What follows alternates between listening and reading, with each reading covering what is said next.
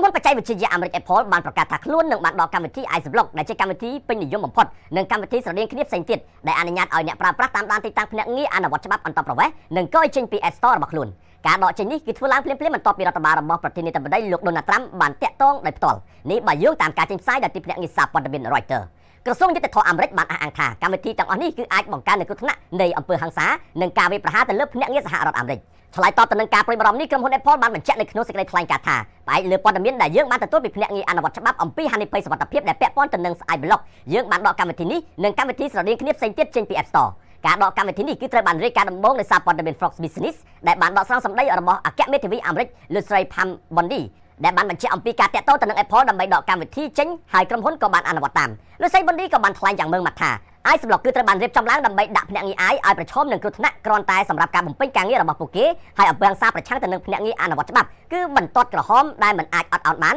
ហើយមិនអាចឆ្លងកាត់បានឡើយគួរកត់សម្គាល់ថាលោកស្រី Bondi នៅរដ្ឋមន្ត្រីក្រសួងយុតិធម៌មាតុភូមិគឺលោកស្រី Kristi Noem គឺធ្លាប់បានប្រមានអ្នកបង្កើតកម្មវិធីនេះថាលោកស្រីគឺមិនមានការការពារក្រោមរដ្ឋធម្មនុញ្ញហើយពួកគេកំពុងតែពិចារណាចោទប្រកាន់លោកស្រីតែយ៉ាងណាក៏ដោយអ្នកតស៊ូមតិផ្នែកសិទ្ធិមនុស្សបានសម្ដែងការព្រួយបារម្ភថាសិទ្ធិនៅក្នុងការបញ្ចេញមតិនិងដំណើរការនីតិវិធីត្រឹមត្រូវគឺអាចនឹងត្រូវបានរំលោភគណៈដែលរដ្ឋាភិបាលជំរុញឲ្យមានការបណ្តេញចេញរបស់ខ្លួនសកម្មភាពរបស់ Apple លើកនេះអាចនឹងកំពុងតែជំរុញឲ្យមានការពិនិត្យបច្ច័យកាន់តែខ្លាំងលើទំនាក់ទំនងរវាងក្រុមហ៊ុនបច្ចេកវិទ្យានិងរដ្ឋបាលរបស់លោក Donald Trump ផងដែរ